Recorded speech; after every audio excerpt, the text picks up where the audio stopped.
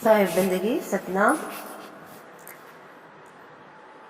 पढ़े चित्त दे समझे डारो चतुराई खोई, उग्न लावई चित्त में सुरती शब्द जुगो सोई।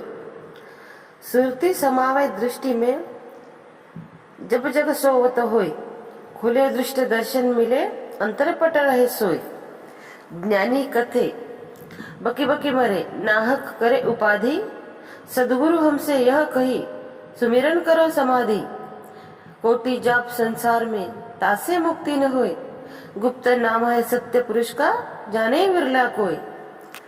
जो कुछ भी हमारे सदगुरु ने हमें चिंतन और निध्याध्यासन के द्वारा भली भांति समझाया है, उसको उस ही बात को हमें अंतस में वह इन अहंकार को त्याग कर, अज्ञानता को त्याग कर चतुरता से ही भली भांति सोच विचार करके अपने मन को नियंत्रण में रख करके ही और बहुत ही धैर्य पूर्वक अपनी सुरती को सार शब्द में स्थिर कर लेना चाहिए। अनुभूति न होने पर कुछ कुछ भाइयों को जैसे यह नहीं समझ पाते कि आज हमारी उम्र क्या है और कितने ही दिनों से हम जो कुछ भी चीजें कर रहे थे ना, उसमें से हम कितनी तत्परता से उन चीजों के पीछे लगे थे, लेकिन जब सारनाम मिल जाता है तो उनका धैर्य झट से खो जाता है, क्योंकि सारनाम तो मिल गया लेकिन प्रकट नहीं हो रहा। तो उनको जब अनुभूति नहीं होती ना, तो अनुभूति नहीं होने की वजह से जल्दबाजी में वह भ्रम और संशय उनमें पैदा हो जाता है। लेकिन जब अभ्यास करोगे तो अभ्यास करते करते आपके मन का संशय जो है ना, वो पूरी तरह से दूर हो जाएगा। लेकिन जो जिज्ञासु साधु होता है, अब देखो साधु जो होता है ना जिज्ञासु, अब साधु की व्याख्या अगर हम करेंगे तो वह इस प्रकार है। एक होता है संत और एक होता है साधु। तो संत वह होता है, वह आदि से अंत तक जितने भी जीव है इस धरा पर, जितने भी जीव में चेतनता होती है ना, वह हर एक जीव को वह एक ही समान दृष्टि से देखता है। जैसे कि आदि से अंत तक जो संत होता है ना, वह सभी जीवों को समान नजर से देखता है, उसे संत कहा जाता है। और जो साधु होता है, जो साधक होता है, जो साधना में रत होता है ना, साधना करते करते वह संतत्व की तरफ आगे बढ़ते रहता है। लेकिन जब तक उसमें संतत्व, जैसे जब तक सार शब्द प्रकट नहीं हो जाता, तब तक वह साधु ही रहता है। तो साधु के हित में क्या है? साधु के हित में यह है कि अपनी चैतन्य आत्मा को सुरती की दृष्टि सार शब्द में हमेशा ही रखना चाहिए। सार शब्द में हमारी दृष्टि रखेंगे तो जैसे आजू बाजू के कोलाहल से, आजू बाजू की जो मायावी दुनिया है ना, उन सब से हमें सुनसान रात्रि के समय ही इस शब्द का अभ्यास करना चाहिए। अब धीरे धीरे अभ्यास करते करते साधक की सुरती सार शब्द में स्थिर हो जाती है और वह उसको स्वयं, जैसे जो परमात्मा है जिसके लिए वो उसकी खोज है, उसकी वह खोज पूर्णता को प्राप्त हो जाती है। अब उसे परमात्मा का दर्शन हो जाता है और साधक अपने अंतस में ही परमात्मा के गोद में सो जाता है। अब वाणी वचन के द्वारा ज्ञान का कहना सुनना सर्वथा व्यर्थ है। इससे साधक को कुछ भी आत्मलाभ होने वाला नहीं है। कहने सुनने से सिवाय अशांति एवं दुख के कुछ भी प्राप्त नहीं होता।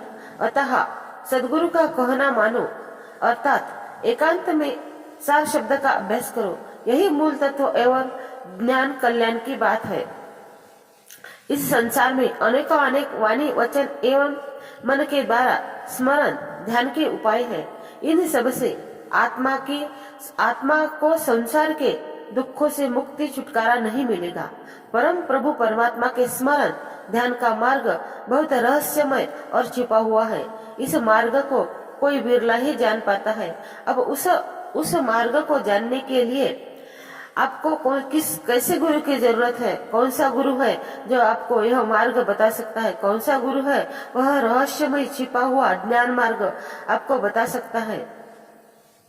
मिटे कर्म का अंक जब सत्य नाम ही ध्याय ही तब जीव होए निशंक सत्य वचन सदगुरु कहे। तो सदगुरु का कहना यह है, जब वह सच्चा नाम, वह रहस्यमय नाम साधक को मिल जाता है ना, तो साधक निशंक ही सत्य वचन है सदगुरु का कि वह साधक अपने कर्म को मिटाकर सत्पुरुष को प्राप्त हो जाता है।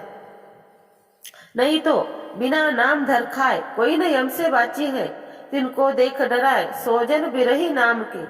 तो इस नाम के बिना कोई भी यम के फंद से नहीं बच सकता। यम का फंद इतना गहरा है कि बड़े बड़ों को जैसे पसीना छोड़ देता है, और कोई मृत्यु के समय किसे याद नहीं आती कि मैंने किस भगवान का नाम लिया था, क्योंकि 52 अक्षर बोलेगा कैसे, उसको तो जैसे उसे होश ही नहीं रहता कि मुझे जाना कहाँ है, क्योंकि पूरी जिंदगी उलझन भरी दुनिया में ही वो उलझा देता है। इसकी वजह से उस समय उसे किसी बात का पता ही नहीं चलता कि मुझे कहाँ जाना है और कौन सा वो ठिकाना है जहाँ मुझे प्रयाण करना है। क्योंकि एक जैसे हमने सुना है गीता में, एक कीट तो जो था ना, वो जैसे चल रहा था, तो भगवान श्री कृष्ण हंस रहे थे। तो अर्जुन ने पूछा कि महाराज जी क्यों आप हंस रहे हो? तो उन्होंने कहा कि देखो, यह किसी जमाने में इंद्र था, आज एक कीड़ा है और ऐसे रेंग रेंग के चल रहा है। तो हमारा कहने का मतलब यह है कि यह जो कर्म का फांस है ना, उससे कोई भी नहीं बच सकता। अब उससे बचने के लिए हमें क्या करना चाहिए? उसके लिए ही आदि का अदली जो सार शब्द सदगुरु का परवान लेकर कबीर जी महाराज आए हैं ना, उनका ही शब्द को आप सबको सत्य मान लेना चाहिए। कोई एक सूरज जो ऐसे करनी करे ताही मिलेंगे प्यू, कहे कबीर पुकार के। जो सूरज होता है ना, वह क्या करता है, जैसे कि हंस होता है। हंस कितना भी आप पानी और दूध को मिला दो तो वो दूध ही पिएगा, वो नीर और क्षीर का निबेड़ा करेगा, वो पानी को ऐसे ही छोड़कर खाली दूध ही पी लेगा। वैसे ही कोई सूरा जीव होता है जो कबीर महाराज जी के ज्ञान को अपनाता है और वह अपने जीवन का कल्याण कर लेता है। कबीर महाराज कहते हैं, सत्य नाम का स्मरण करने से जीव जन्म मरण के भाव बंधन से छूट जाता है। उसके अंतस में बसने वाले भ्रम, संशय आदि दोष अपने आप समाप्त हो जाते हैं। वह जीव सब तरह से भय रहित हो जाता है। बिना सत्य नाम की अनुभूति हुए मनुष्य जन्म मरण के बंधन से मुक्त नहीं हो सकता। इस संसार में केवल वही काल के गाल से बच जाते हैं जिनके पास सत्य नाम का बल है। तो भाइयों, क्या होता है ना, सत्य नाम का बल आता कैसे है? जब हम निरंतर साधना करते रहते हैं और हमें पता चल जाता है कि हमारे देह से अलावा उस शब्द में हम रम सकते हैं, उस शब्द में हम रह सकते हैं।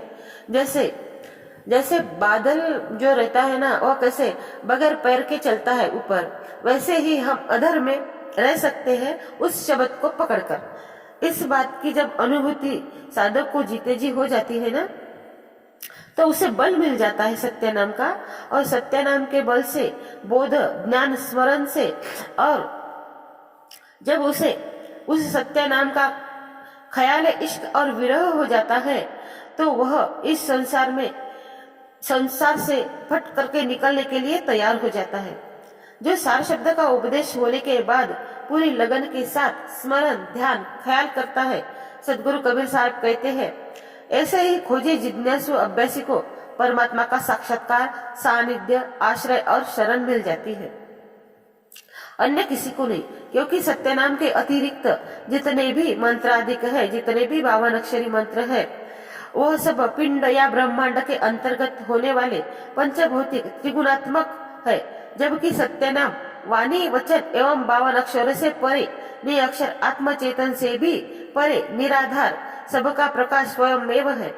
प्रमाण स्वरूप सदगुरु की निम्न वाणी को परखिए।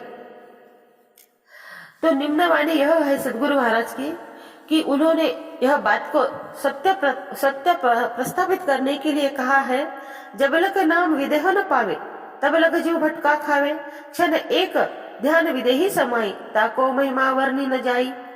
अब देखो, एक क्षण भी अगर हम उस सत्य नाम में समा जाते हैं ना, तो उसकी महिमा का वर्णन नहीं किया जा सकता, क्योंकि आदिकाल से जब यह सृष्टि की निर्मित ही नहीं हुई थी, खाली सतपुरुष ही था, शब्द ही था, तब हम उस ही नाम में समाये हुए थे।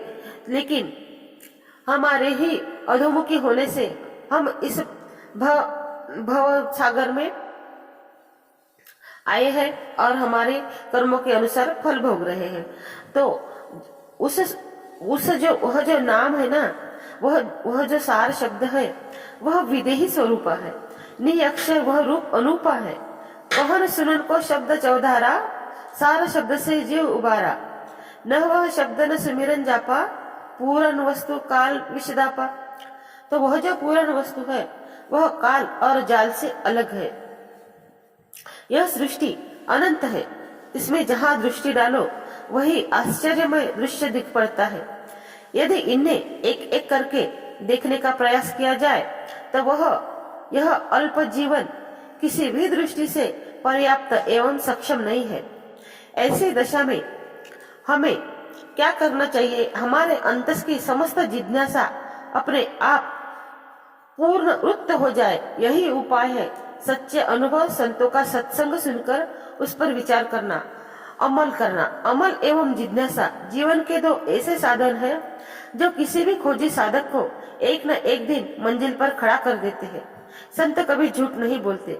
यदि झूठ बोलते हैं तो वह उसे संत की संज्ञा प्रदान करना एक प्रकार की भूल ही है, क्योंकि संत तो संत की व्याख्या ही यह है कि आदि से अंत तक संत हर जीव को एक समान जानते हैं, समझते हैं। और संत अगर झूठ बोले तो वह संत है ही नहीं। अंत पुनः प्रश्न उठता है कि किस संत को अपना गुरु बनाया जाए, किसे अपनी आत्मा का समर्पण किया जाए। देखो भाइयों, इतना बड़ा जीवन 84 लाख योनियां भोग करके जो हमें मानव जन्म मिला है ना, उस आत्मा को किसे हमें समर्पित करना चाहिए, यह इस बात का अगर जिस दिन हमें पता चल जाता है ना, उस दिन हम अपनी आत्मा को समर्पण के लिए वह ही संत को ढूंढेंगे जो हमें भवतल इस भव सागर से पार करने वाला होगा।